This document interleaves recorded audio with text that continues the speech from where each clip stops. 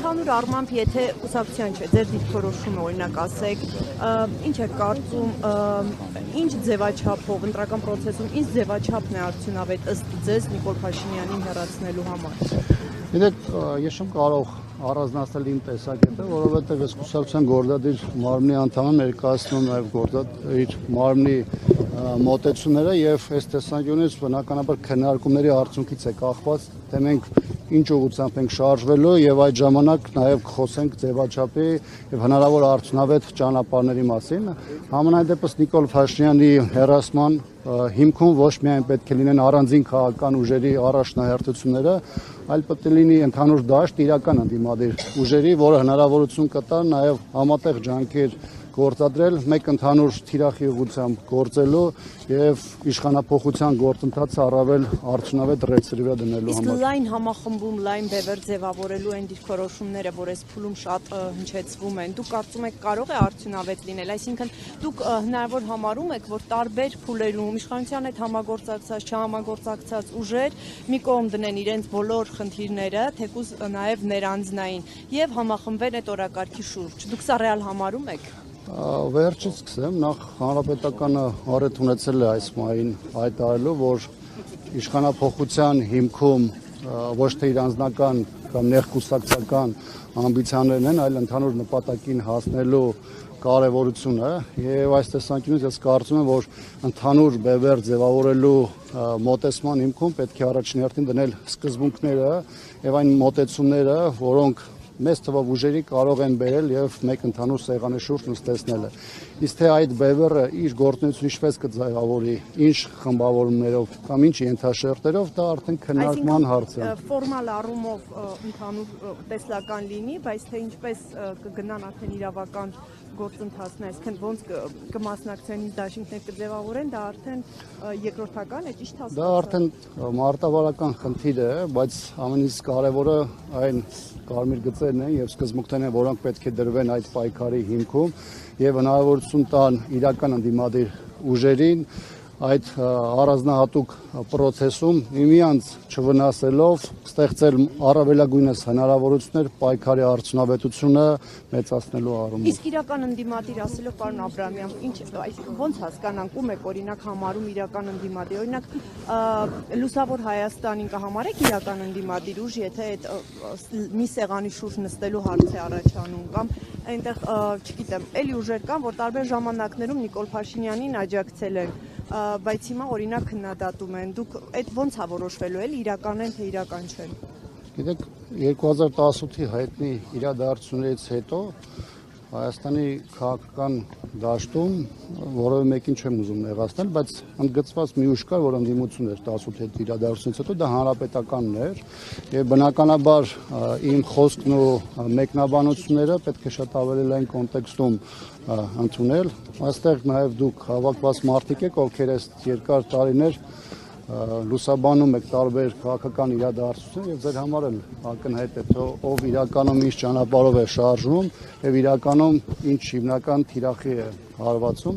այնպես որ երբ ժամանակը գա մի սեղանի շուրջ նստելու եւ սկզբունքներ համաձայնեցնելու, դա արդեն հստակ պարոն Աբրահամյան, Սերժ Սարգսյանի մասնակցության հարցը քննարկվել է այդ օնլայնված կուսակցության գործադիր մարմնում անհատական որևէ անձի հետ կապված թեմա չի քննարկվել, բայց Սերժ Սարգսյանի դիրքորոշումը բավականին հստակ է եղել, այսօր չէ որ պետք է արտահայտվի եւ չեմ կարծում որ այս պահին այդ մասով որևէ բան փոփոխություն չի ենթարկվել եւ եթե հանրապետականը կամ Սերժ Սարգսյանը այս մասով որևէ նոր բան ունենա ասելու, բնականաբար դա կանի հանրային ձևով։ Վերադառնալով Փաշինյանի գրառմանը, տեսեք, ասում են վերջին տարիներին այնպիսի ռազմական տեխնիկա, այնպիսի քանակով, որակով ձեռք է բերվել, որ երբևէ հայոց բանակը չի ունեցել այդպիսի տեխնիկա։ Նախ ինչպես կարձագանքեք այս շրջանակում։ Գիտեք, այն մարդիկ, ովքեր խոսում են զինտեխնիկայի ձեռքբերման մասին, լավ կլինի նաև խոսեն այն մասին, թե իրենց վարած քաղաքականության հետևանքով զինված ուժերի քանի միլիարդի զինտեխնիկա եւ սպառազինություն է ոչնչացվել կամ որպես ավար հանձնվել Ադրբեջանին։ Այսինքն այն մարդիկ, որոնց քաղաքականության հետևանքը մեր երկրի համար եւ տարածքային եւ մարդկային առումով եղել է ողբերգական, չեն խոսում դրա հետևանքների, դրա թվային արտահայտման մասին, բայց խոսում են զինտեխնիկայի ձեռքբերումների մասին։ Յուրաքանչյուր բանակ իր հաջողությունը, իր հաղթանակը, իր մարտունակությունը ցույց է տալիս գործով եւ ժամանակն է ապացուցել նաեւ այս իշխանության դեպքում, թե իրենց ունեցած ռեսուրսները, այդ թվում պետության հնարավորությունները ինչպես են վատնել կամ ինչպես են ծառայեցել թշնամական օրակարգերին։ Մի քանի պատճառ, որ նշում է, որոնց միջոցով որ հնարավոր չէ մի այդ զենքերը հասնեին Հայաստանին, նաեւ հապկի մասին է խոսվում։ Այդպիսի բան եղել է, թե չի եղել։ Հայաստանը մինչև 2018 թվականը ձեռք է բերել մեծ թվով սպառազինություն, ռազմական տեխնիկա, այնպիսին, ինչպիսին հնարավորություն է տվել ապավելու Հայաստանը եւ Արցախի անվտանգությունը, ապավել այ ժողովրդի խաղաղությունը եւ այս տեսանկյունից եղել են բավարար հնարավորություններ եւ միջոցներ ադրբեջանական շարունակական ագրեսիայի տարբեր դրսևորումների հետ մղելու եւ Ադրբեջանի իր տեղը ցույց տալու համար։ Այնպես որ այս տեսանկյունից այդ քննարկումը որոշակիորեն համարում եմ արհեստական,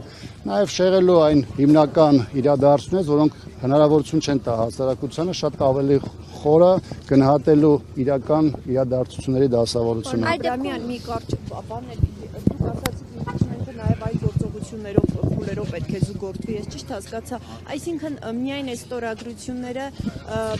այսինքն սրանց ինչ պետք է լրացվի, փողոցային ինչ որ պայքար պետք է սկսվի, ինչ պետք է լինի, որ այդ գործընթացը մտնի արդեն կոնկրետ գործնական փուլ։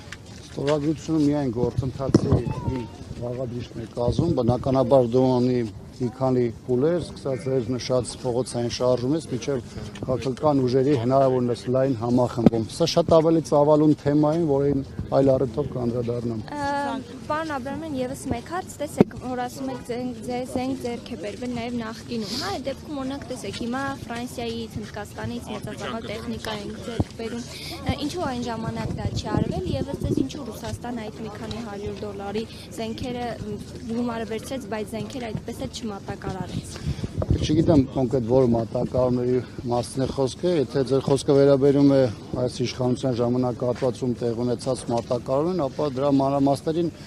ես չեմ տիրապետում։ Ինչ վերաբերում է նախորդ մինչև 2018-ի ժամանակաշրջանում զենքեր գնելուն, ապա կոնկրետ զինտեխնիկայի սպառազինության գնման հիմքում պետք է լինի այն պահանջը, որը դրված է քո զինված ուժերի առաջ։ Նաև այստեղ կարևոր է որակին հարաբերակցությունը, ինչը քեզ հնարավորություն է տալիս շատ ավելի ճիշտ կողմնորոշվելու եւ այդ ուղղությամբ շարժվելու, չբացառելով տարբեր եվրոպական երկրների ունեցած հնարավորությունները, ես ուզում եմ հիշեցնել, որ այն սպառազինությունը, որոնք ժամանակին ձեռք է բերվել Հայաստանում որպես ՀԱՊԿ-ի հիմնադիր մասնակից լինելու, Ռուսաստանի հետ ունեցած համապատասխան պայմանագրերի շրջանակներում մեզ հնարավորություն է տվել շուկայականից ցածր գներով Ռուսաստանի ռազմաարդյունաբերական հիմնարկներից ուղիղ գնումների միջոցով, այն նույն գներով, որոնք ձեռք է բերում որից նաև Ռուսաստանի զինված ուժերը, դրանք ձեռք բերել եւ այս իրավիճակում բնական է, որ Հայաստանի նախորդ կառավարությունները ունեցել են հնարավորություն այդ գին որակ հարաբերակցությունում ընտրություն կատարելու եւ զինված ուժերը համալրելու այնպիսի զինատեսակներով, որոնք հնարավորություն կտային այդ պահին դրված մարտական խնդիրները լուծելու։ Իհարկե դա չի բացառում որևէ այլ փուլում 3-րդ, 4-րդ կամ 5-րդ երկրներից գնումները, դա կախված է բանակի վրա դրված խնդիրներից եւ բանակում ունեցած մեր այն պահանջներից, որոնք տվյալ պահին կարող են լինել։